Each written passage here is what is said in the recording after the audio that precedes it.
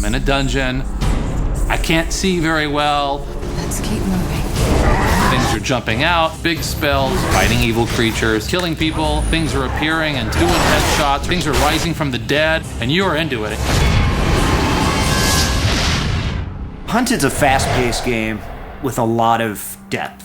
We work for the Lord Mayor of Dyfed. We talk about telling a dark story, but we wanted to make sure that our player was going to experience really diverse environments. Terror's down there in the dark. It was just kind of, me and Rob, our art director, getting together and kind of talking about what would it look like, what would the technology be like, and that's kind of the way that the game evolved.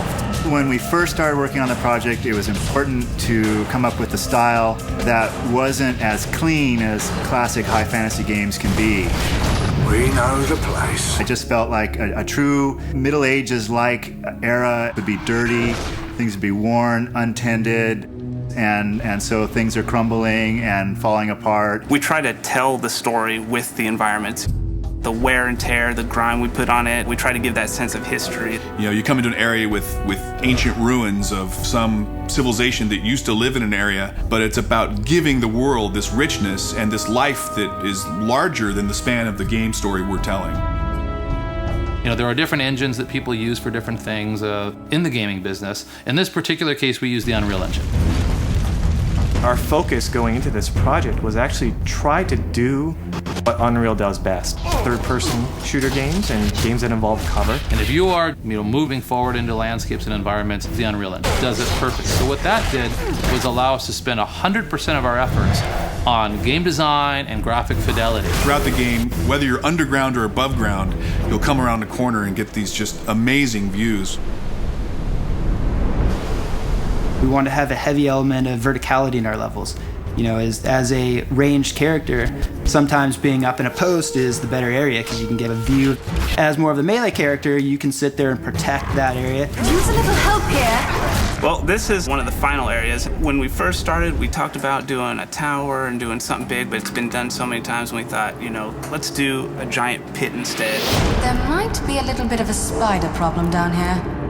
These big pieces of basalt rock, they actually were modeled out in 3D first, so it really has a very sculpted feel. I want them to feel like they're stepping on hard ground and they're climbing up solid stairs and interacting with every facet of the geometry that's on the ground.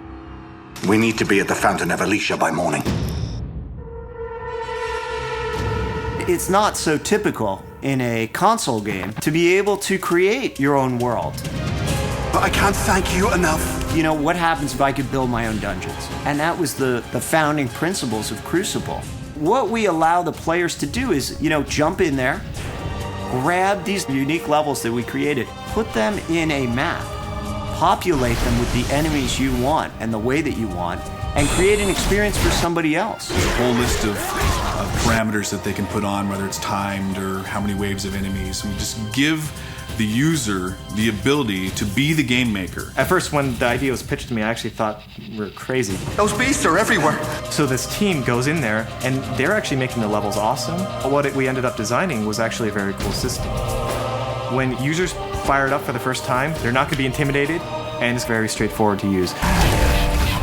The spark for Hunted comes from a lifetime of making and playing fantasy games. We have this tremendous love for the richness to the world. Every rock, every bit of dirt, every tile of broken pottery, every wall, every bird. It's immersing yourself in this world and this experience, the emotional attachment to the world. It's a roller coaster.